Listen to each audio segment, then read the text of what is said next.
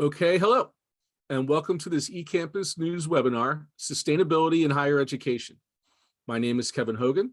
I am the editor-at-large for eCampus News, and I am happy you are joining us today for what I know will be a very insightful and important conversation.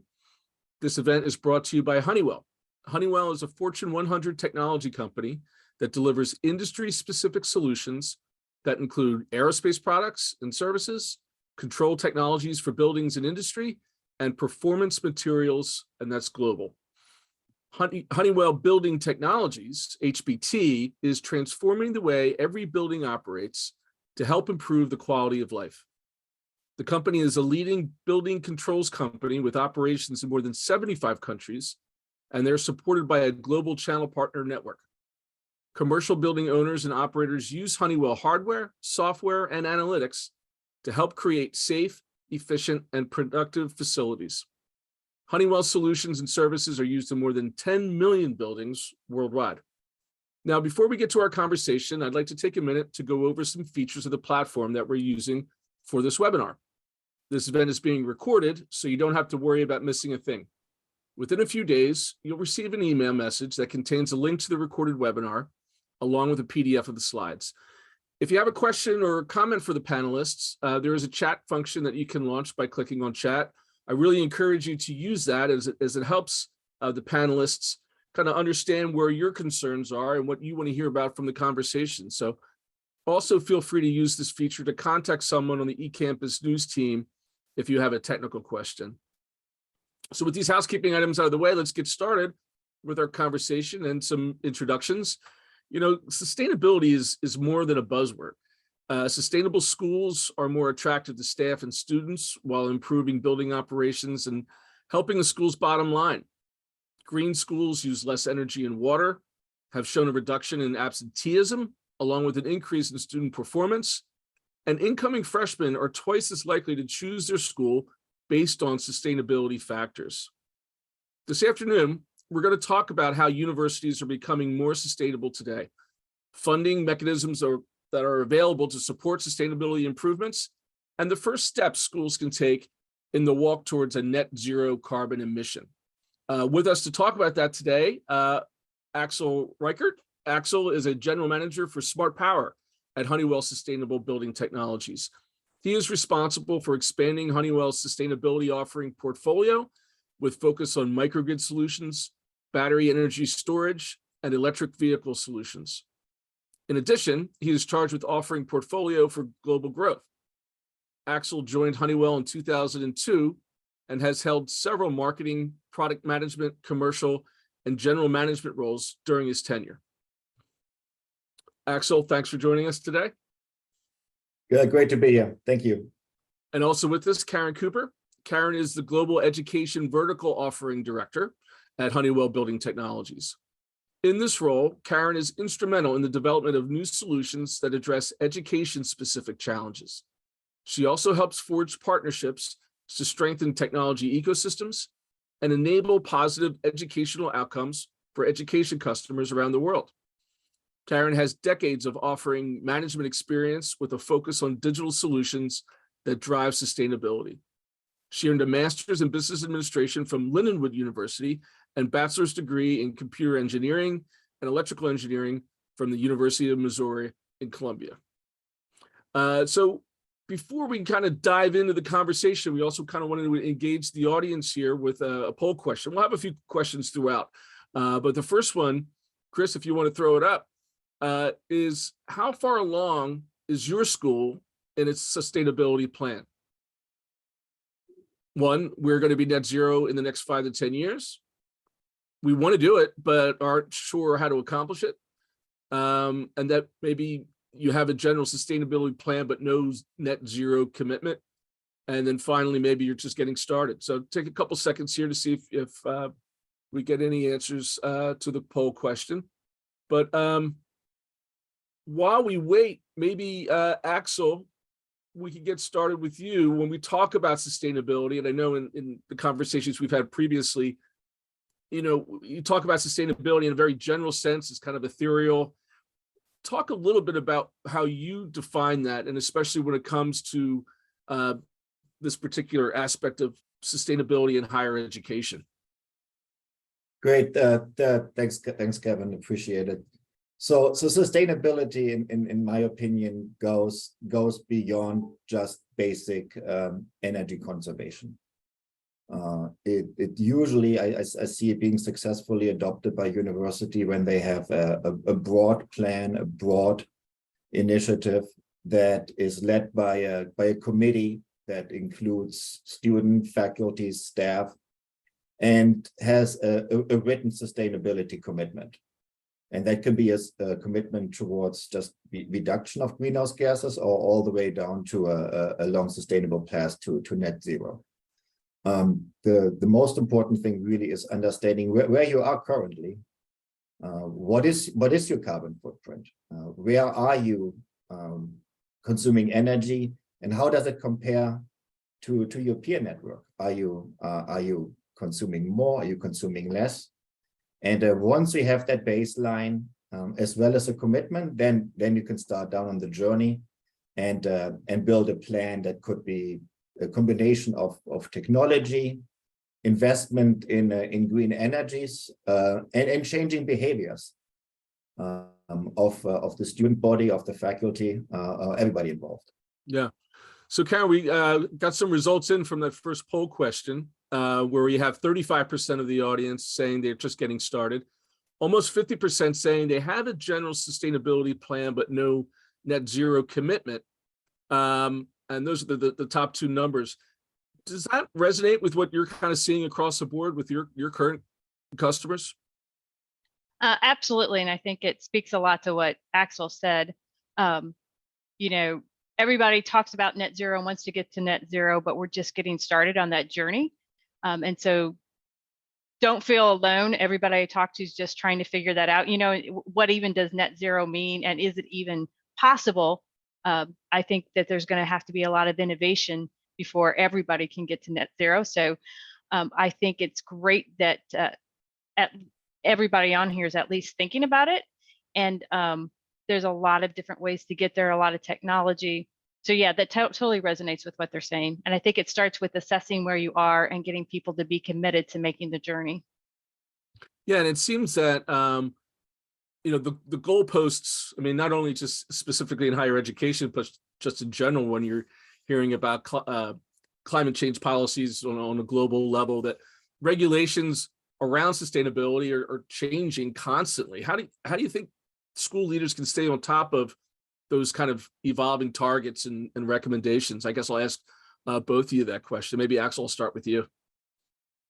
I think the most important thing is make a commitment and dedicate resources or committee to follow. These regulations really are changing on a almost monthly basis, and it's not always easy to navigate the potential funding mechanisms and regulations that pertain to you as a higher university, higher education facility. And sometimes the regulations coming out aren't very clear. So for example, the Inflation Reduction Act that was announced just a few months ago has really only broad statements and broad ambitious goals.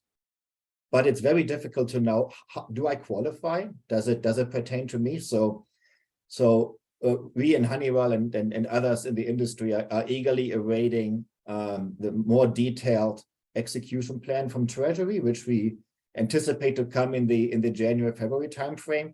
That should really help articulate specifically what programs are available and who is eligible.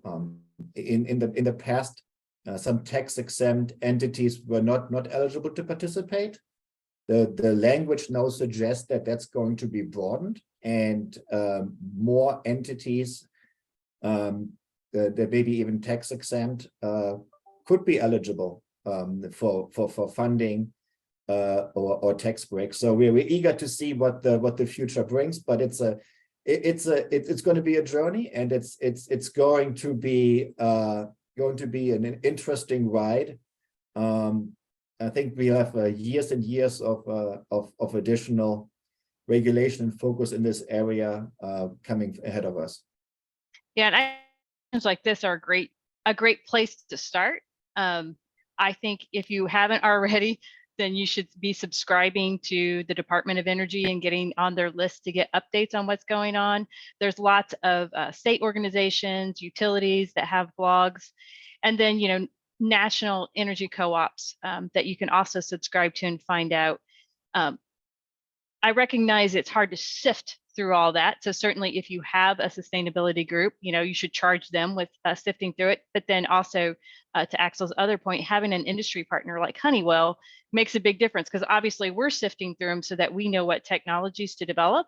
And I think one of the exciting things about higher education and working with higher education is that universities are great research partners for industry, for companies like Honeywell's. And I think together we can develop solutions that not just comply with those regulations, but they're really going to accelerate everyone's path to get to net zero. Yeah. Now, of course, after the regulation pain point, the second pain point is usually about funding, right? Where do you get the money to sustain these sort of things? Can you both talk about some of the types of funding and other incentives that are available to help campuses with sustainability upgrades?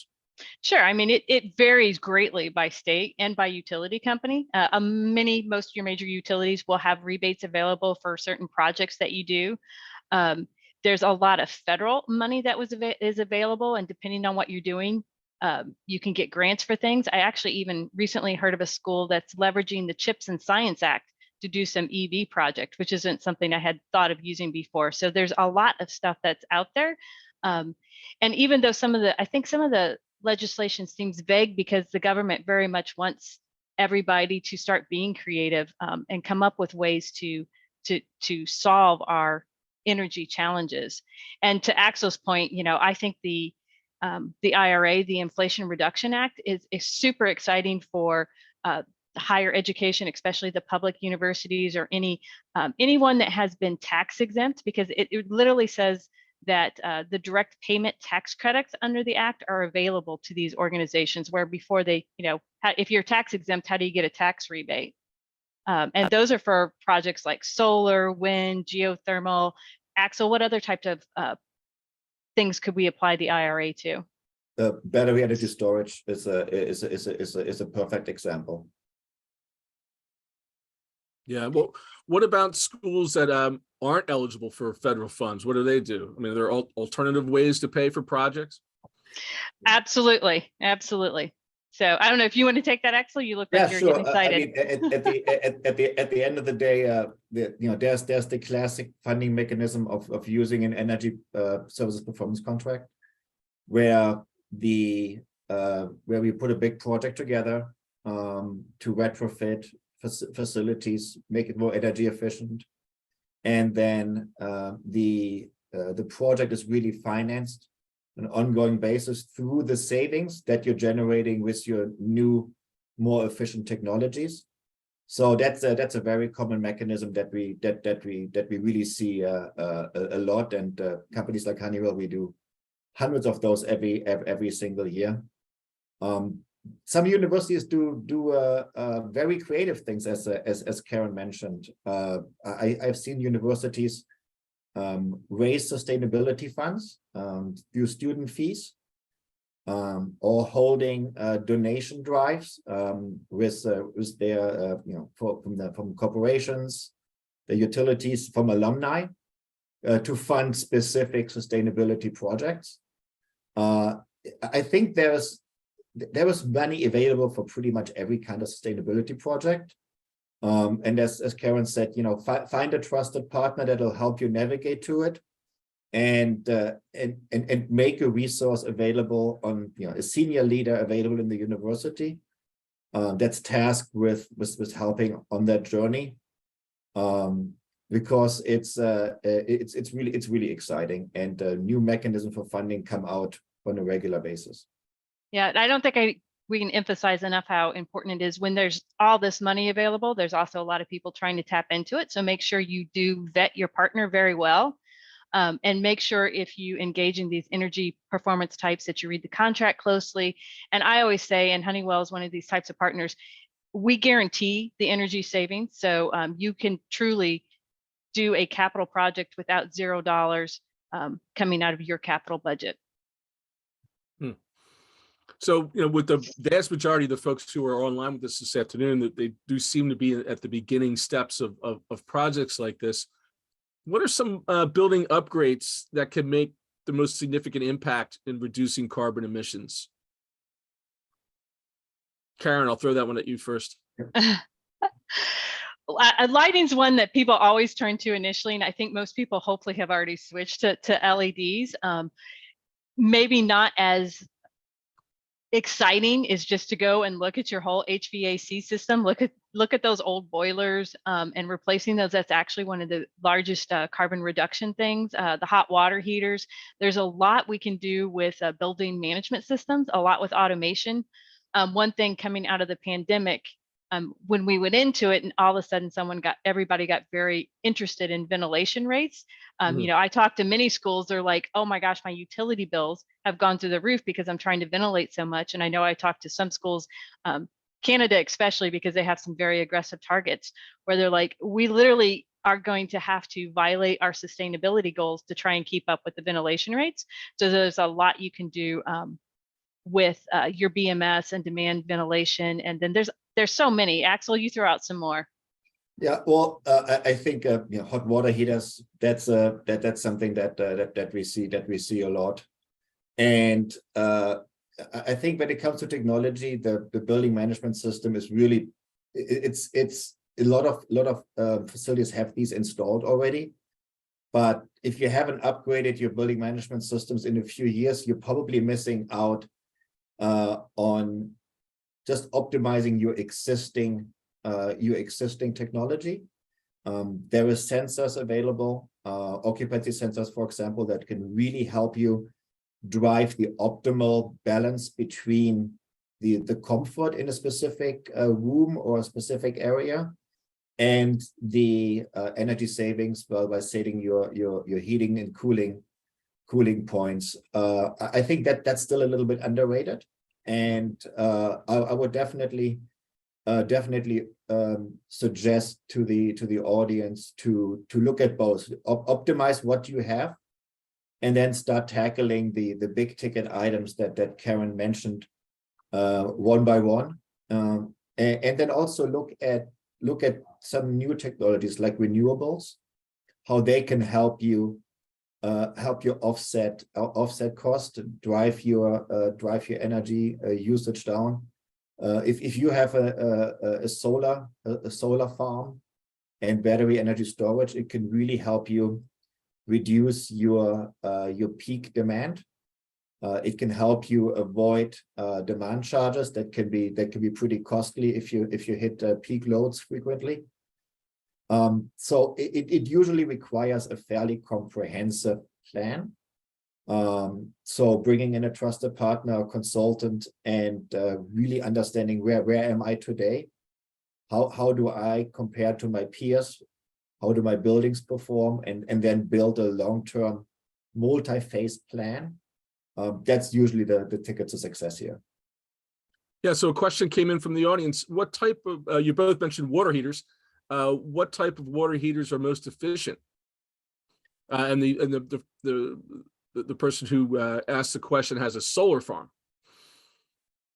Ooh, okay. I haven't worked on a project that combined solar with water heaters, but so I would assume that electric water heaters would absolutely come in here. Replacing gas water heaters, definitely. There's some new technology around heat pump water heaters that we recently heard about. Again, if you have a solar farm and can help offset your electricity rates, that might be a technology to look into. So that's an area that I would be looking at.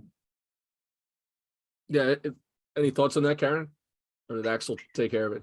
I think Axel took care of that, and I got to thinking about residential. I'm sure the on demand has to be better than sitting there trying to constantly heat a bucket of water. And so I would look at those types of technologies too, that, you know, provide it as you need it versus just keeping something hot for extended periods of time. Right, right. Okay, we have another poll question for the audience. Keep you guys awake out there. When it comes to increasing sustainability on campus, which area is your current top priority? Energy efficiency and resource conservation, student staff engagement, or carbon reduction? And we'll give you a few seconds to answer that. And also in the meantime there, I got a comment here that someone's struggling with the chat function. I might have misspoken. You can go onto the Q&A and certainly ask that question just like that person just did. So, and again, we'd love to hear any and all comments and questions that come in that way. Yeah, and they only get one choice on that poll question. That's a challenge. Yeah, that's right. That's right. Well, we try to keep everybody on their toes here, Karen. So while we wait for those results, we can kind of go forward and talk about really, again, 80% are really on the first steps of going through. So schools that maybe not, they don't even know where to begin. Like, what would you say is a good first step to take in that journey towards sustainability? I'll just say you got to start with baselining and assessments, you know, analyze utility bills, look at everything you have, create prioritized lists. And understand it's going to be a multi-year, multi-step. It's a journey and a continual journey. And, you know, EIU benchmarking should be one of your very, very first steps, energy use intensity. So, you know, actually your team has actually kind of mapped out a whole plan of how to get started. It's like assess, visualize, and we didn't talk about measurement. You know, you got to be able to measure, optimize, decarbonize, and then you get to net zero. Yeah, exactly. So as you said, doing an energy use intensity benchmark study is absolutely important. Just so you understand, at a very high level, based on industry data, what type of savings could I theoretically anticipate if I do, you know, a boiler replacement, for example, or if I, you know, replace my water heaters. So that'll give you a rough order of magnitude understanding of what savings are possible. But in order to get a really solid number that, you know, almost like an investment grade audit, you need to do a sustainable building analysis and assessment. And to do that, you need to have a trusted partner that can go through that has, you know, the tools, the resources, based on industry accepted and industry promoted tools, or companies like organizations like ASHRAE that are using a standard, and they will do a detailed assessments at the building or the building asset level, and show you within a couple of percentage points margin of error what type of savings you would be able to realize with certain energy conservation measures that you could be implementing. Gotcha. And, you know, a question just came through, and it was like, literally, I would think it was a plant, but it's not. But it's something I was going to talk about in terms of who you partner with. So it says, I'm having trouble proving to my school's administration that sustainability is a financially realistic and feasible avenue to go forward with. There's a lot of skeptical resistance. Do either of you know of any studies or statistics that tell the story of how universities have gone sustainable successfully without substantial financial burden?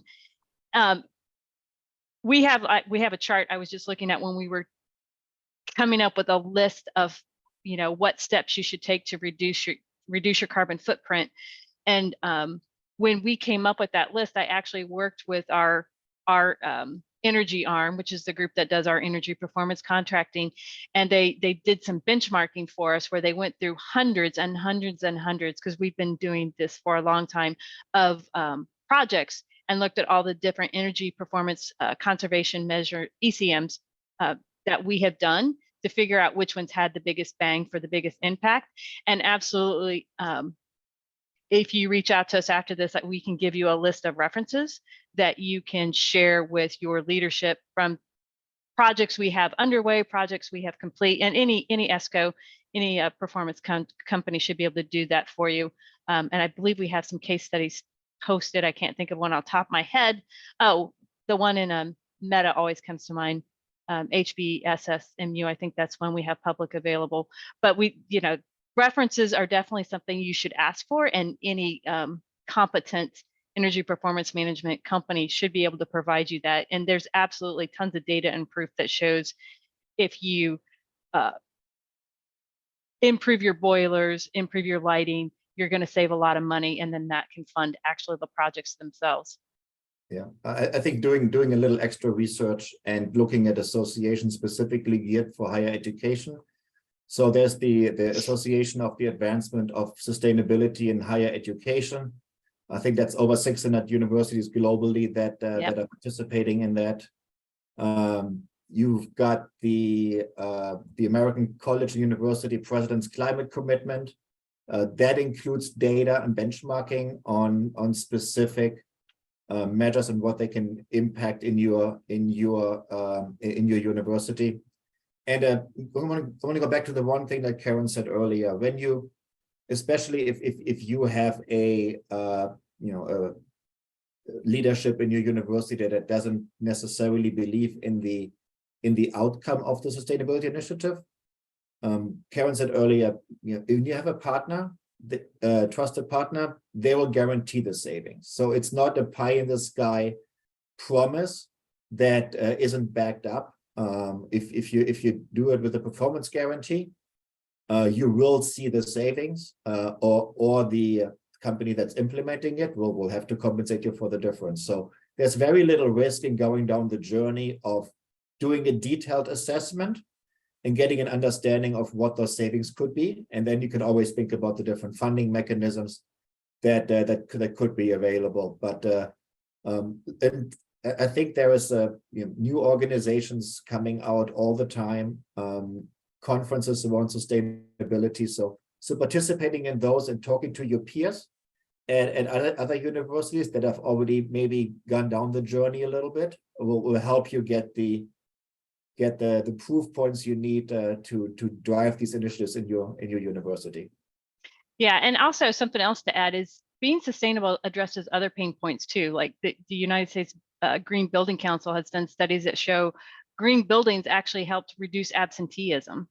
And then it's weird how actually sustainability and improving your, it's not weird, it's actually science, improving your HVAC systems creates better air quality, which actually then creates better cognitive function, less asthma attacks, less transmission of viruses. So you end up again with less absenteeism, happier teachers, happier students. And then of course for universities, it's becoming more and more something that your students are asking for. So it helps you build your brand to be more sustainable and to publish that you're more sustainable, and should ultimately help you attract more students too. So there's lots of reasons to go down the journey. So we have some data ourselves from our second poll question talking about what strategies that you're focused on. It was interesting. 46% of the audience was talking about how student and staff engagement was kind of a top priority. Second to that was energy efficiency and resource conservation, and then also carbon reduction. But again, not a plant, Karen, but it's a good segue into our third poll question. Chris, if you could load that. How are you currently engaging staff and students towards sustainability initiatives? So let's break down that 46%. Are we talking about visible metrics displayed on campus that focus on conservation? Are we talking about curriculum, maybe events or competitions, or all of the above? And so we'll give you a few seconds to answer that. Yeah, I love it when universities have dorms compete to see who can reduce their energy bill the most. It's fun. Or projects like that. Yeah, Sorry. well, I would think specifically in higher education, right? I mean, you have an engaged student body. It certainly seems that this particular generation of students right now are really cognizant of the issues. They should go home and talk to their parents more about it, maybe. But then again, I guess when you have certain, institutes of technology, I mean, they're probably creating a lot of the solutions, right? Yeah, absolutely. They're great partners. So we'll see. Okay, well, we're still waiting for the results of poll number 3. Maybe we'll switch to another aspect of campus sustainability. It's with regards to electric vehicles and what opportunities are there to better incorporate EV charging on campus. Axel, maybe I'll throw that one at you first. Yeah, so EV charging is actually a super exciting topic, and I could geek out about that for quite some time. I've But, been there. He can. Yeah, when you look at all the projections right now around just the growth of the EV market, by 2030 we are expecting 85 million electric vehicles in the US. If you look at the investments going on, there's over 50 factories right now in construction for electric vehicle batteries, for electric vehicles, electric vehicle components. This market is absolutely exploding right now. And we talked to a lot of building owners that didn't have EV on their radar screen a couple of years ago. They're now asking, well, what should we do? And they're asking it from the context of what happens if I invest in EV chargers, and what if they all plug in at the same time to charge? What's going to happen to my building load? So that's the biggest question right now that we are working on addressing. The good thing is this is not something that you have to solve in the next 6 months, but I would encourage all universities and as well as schools and commercial buildings to think about their journey to electric vehicle electrification. And that could take the form of just starting down with offering electric charging to your faculty and staff. The student body will start to drive electric vehicles as well at some point. And then it's also a matter of your own fleet, your own vehicles on campus. Right now you probably have dozen or so golf carts that are used by your maintenance team, used by security.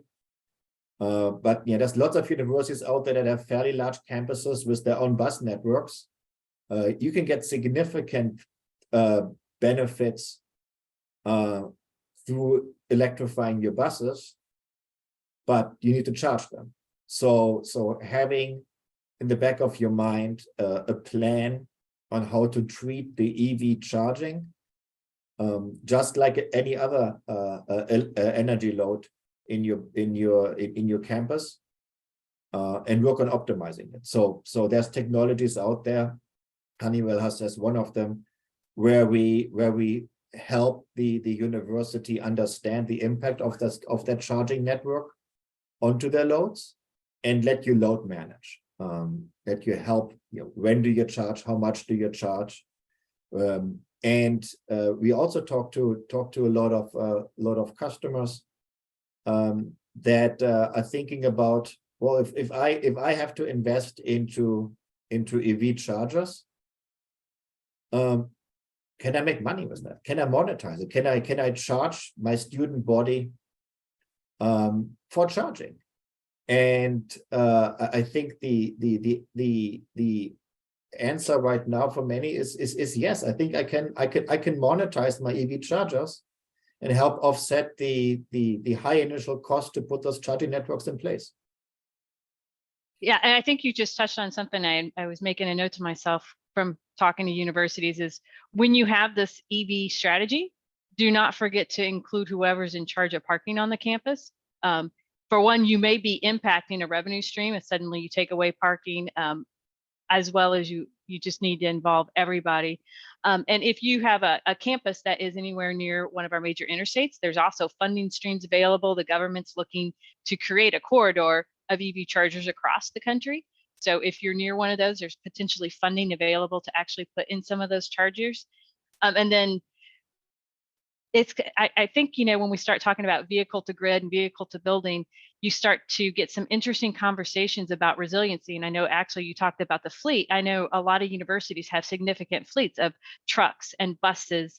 And as you should do a study on how far those actually travel every day to actually understand how much EV you need and how big your batteries are. But you could also think about those batteries and how they could be used for resiliency. Like I know people have talked about if there is a large catastrophic power outage in the community, could you potentially be using some of your buses of the fleet that maybe you only drive 20 miles a day, but so they have a lot of battery charge and you're not going to be using them to like back up a water system or other critical infrastructure in the community or within your campus too. So I think the whole EV thing's fascinating, that you're going to have all this potential driving and sitting around at all times, as well as all the other headaches it could potentially cause if everybody plugs in for once and blows your panel in the building. Yeah, I think that especially around the vehicle to grid, vehicle to building, we are just in the infancy of what this market's going to allow. I know schools are running trials with electric school buses right now to use them as a battery in case of a backup need. So all that with the right partner, you can calculate those impacts and you can build that into your sustainability plan and help reduce your cost. And electric vehicles in general, the consensus is that they're up to 40% cheaper to maintain over a life cycle. And with all these factories coming online here in the US in the next 2 to 3 years, we believe that there's going to be a substantial reduction of cost, specifically for the battery technology, which right now is $12,000 to $15,000 for an EV, a lot more for a bus. But if these costs come down, I think the 85 million EVs on the road by 2030 is actually pretty realistic. Wow, it's amazing. And I guess I wouldn't think that traditionally fleet management would fall under the same umbrella as building management, right? But now as we have these new emerging technologies, there's new responsibilities. Yeah, and that's why I said it's a lesson learned. I was talking to a university that was doing EV and didn't happen to include parking when they they came up with their strategy, which was maybe a mistake or an oversight. Right. Oversight. Right. So data from our third poll question, we have 30% use all of the above when it came to the various strategies of engaging students. 40% had curriculum that was intertwined, and then events and competitions were 30%. No one talked about having visible metrics displayed on campus around conservation. Maybe I can ask you, Karen, what are we talking about here? Is that just kind of like a marketing campaign to keep everyone aware every day that we're trying to reduce our footprints?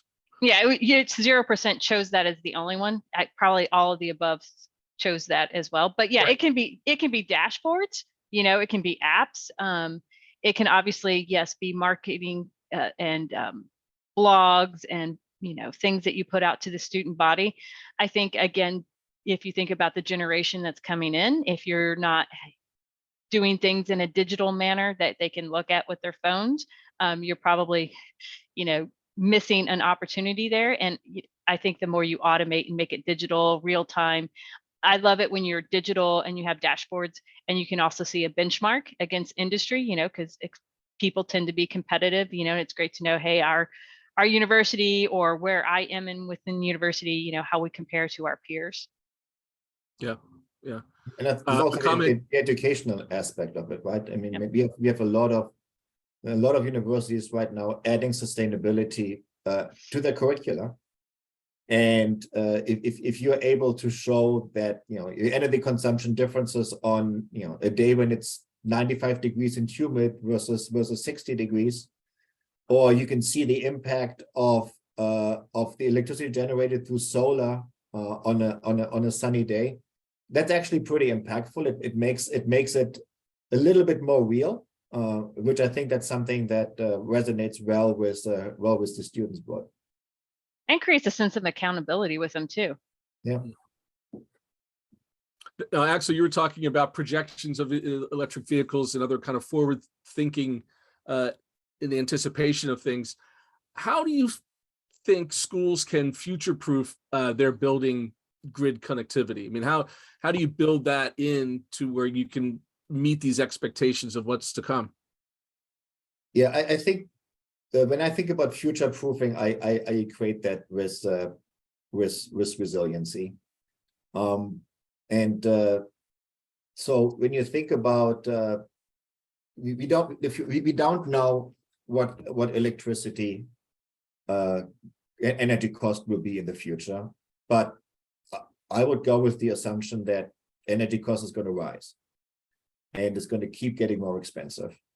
So from that perspective, I think that having a long-term plan to address how you reduce your highest energy consumption assets is really important. And renewable energies, in my opinion, should have a very, very take a very strong share of that thinking. In my opinion, every university in North America should be looking at supplementing with solar. 10, 15 years ago, when you thought about solar, people were thinking about, well, sunny Florida, sunny Arizona, but we see successful solar installations way north of the Mason-Dixon line in climates that you wouldn't necessarily think are suitable. With all the government incentives, all the tax credits, and the innovation in driving costs down, the payback on these systems is actually improving on a monthly basis, way north of the Mason-Dixon line. So I wouldn't discount it, even though maybe your neighbors aren't doing it yet. And then couple that with battery energy storage. Absolutely. And then the other element I would want to stress again, if you want to future proofing, in my opinion, also means that you need to have certainty what you're investing in today will be working next year, will be working 3-5 years from now, because these buildings have a pretty long lifespan. So I think, as Karen mentioned earlier, make sure that you partner with technology providers that have a track record, that are here to stay. There's a lot of awesome startups in this space. Don't get me wrong, but you want to make sure that you also have a reliable partner that is going to be there to help you maintain the equipment, keep innovating, make improvements to your building management systems. That's really key, in my opinion. Yeah. Any thoughts about future proofing, Karen?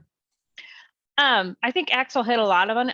I think the other thing to think about as you are putting these things is how you're going to balance the different loads for the different activities to make sure that you don't get crazy peaks. So I think having a whole load strategy is very important as well.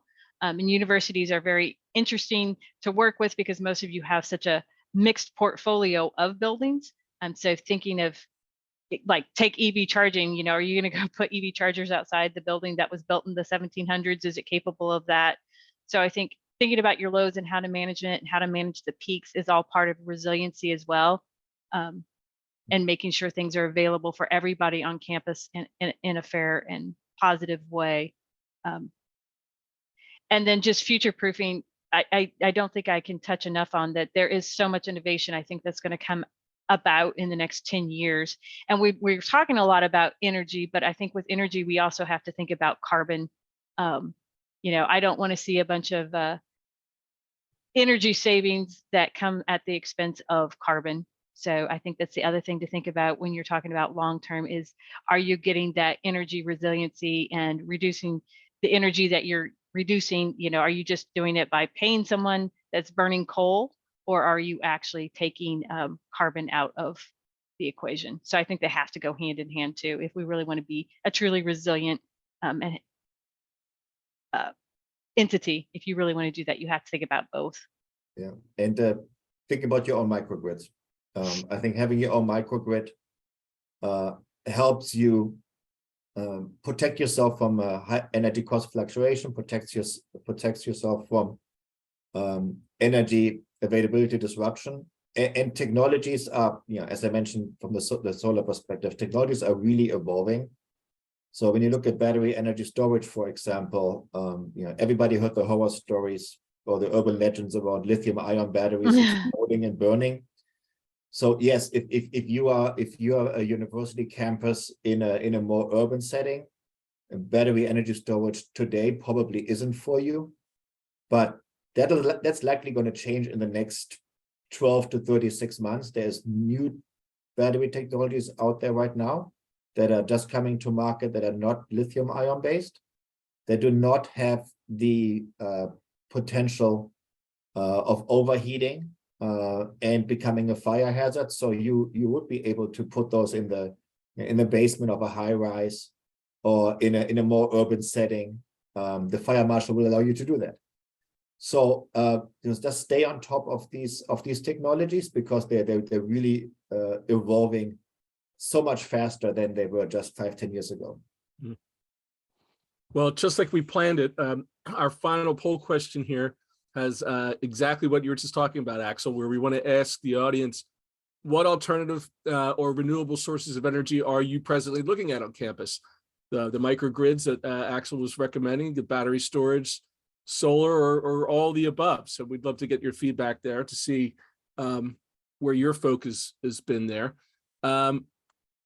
When you look at these, Karen, in your experience, do you see one particular technology that has a greater foothold over another at this point? I mean, I don't have any stats. I think a lot of people have been talking solar for a while. So I think there's a lot of people that have solar strategies in place, or are using solar to some extent. I think microgrids, especially in the university, I know a lot of universities, maybe they don't have microgrids, but they certainly have on-site generation and their own grids that are available. And then, so I think all of them, I would say solar, I definitely see tons and tons of solar, and I see tons of on-site generation of some sort. But I think most universities are looking at all of the above. Yeah, It'll be interesting to see what the poll says. Yeah, wait to see what as the numbers come back. But Axel, how about from yourself, from your experience? I don't need stats, but you're No, just. I think microgrids is an area that we increasingly say it's really the evolution of solar and battery storage going to a full microgrid. The other area that we haven't talked about is wind energy. So a lot of people equate wind energy with these giant 300-foot, 80-foot blade wind turbines.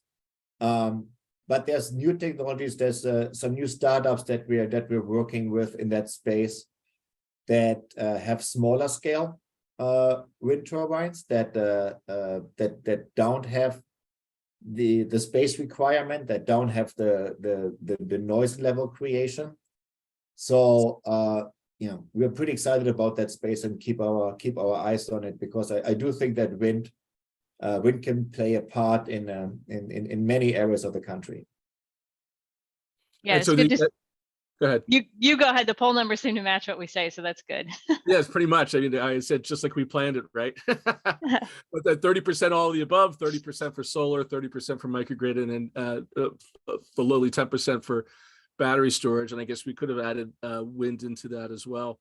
But that's some good results, and I appreciate the audience participating, not only with the poll questions, but with the conversation that we're having.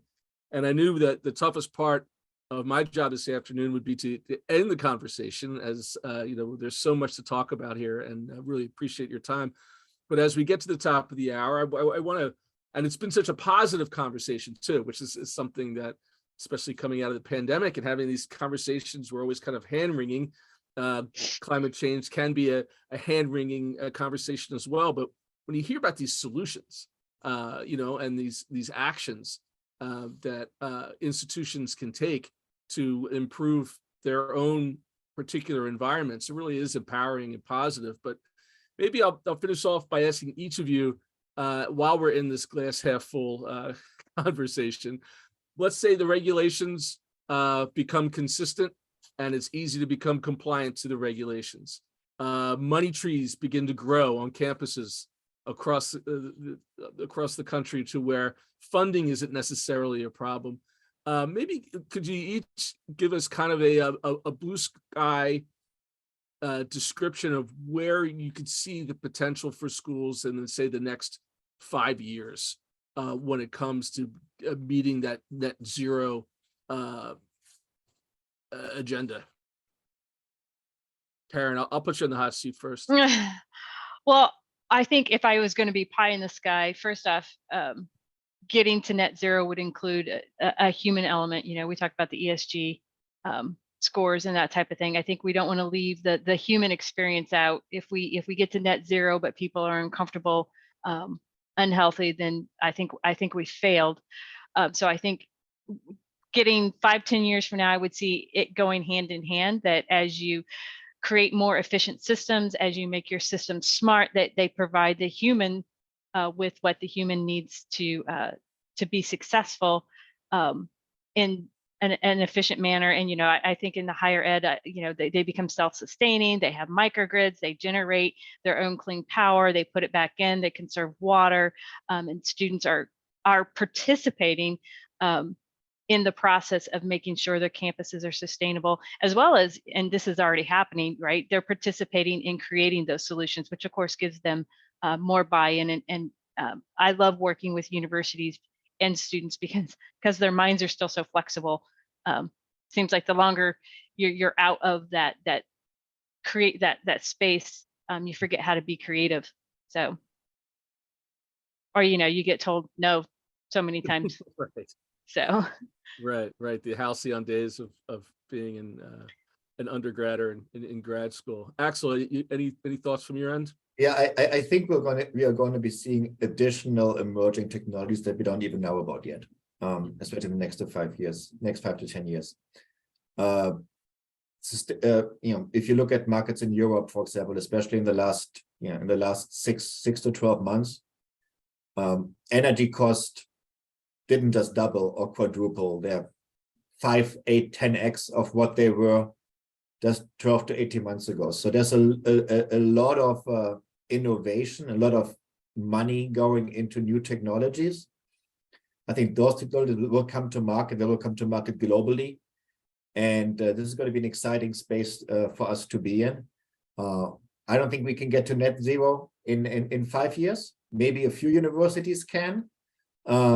But 5 to 10 years is actually not an unrealistic time frame for a campus university that has made a concentrated commitment, you know, leadership, staff, student body, faculty, and then partner with a trusted partner that can help you lead through the journey, help you understand funding opportunities, and can help you understand which technologies will have the right impact for your facilities. Yeah, it seems like if there's a momentum that's building, right? And as that momentum continues to build, it's just kind of a positive circle. Yeah. Absolutely. That's great stuff. I was at a conference 2 weeks ago that had a track for electric vehicles, and the presenters were joking. I said 2 years ago there was 5 people in the room.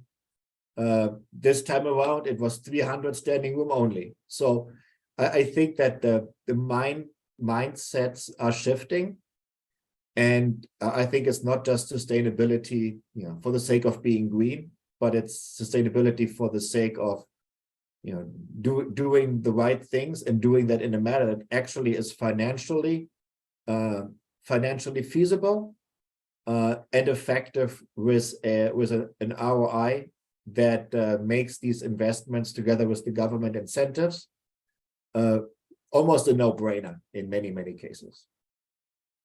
Well, I guess in many cases too, when we're looking at this emerging generation when it comes to their own behavior and then their own understanding of the importance of these things. And Yeah. they start to become in charge, and we can sit back and let them do the work, right? Exactly. Well, Karen and Axel, thank you so much for your time and your insights today. I think this conversation was really terrific, but I see that our time is just about up. So I'm going to wrap things up here. Once again, thanks to our presenters today for a very informative presentation. And I'd like to thank all the audience members for joining us as well. There's some really great questions and comments that came in from the crowd. As a reminder, you'll get an email within the next few days that contain a link to this recording along with the slides. Thanks again for participating, and have a great day. Thanks, guys. Thanks, everyone. Thank you.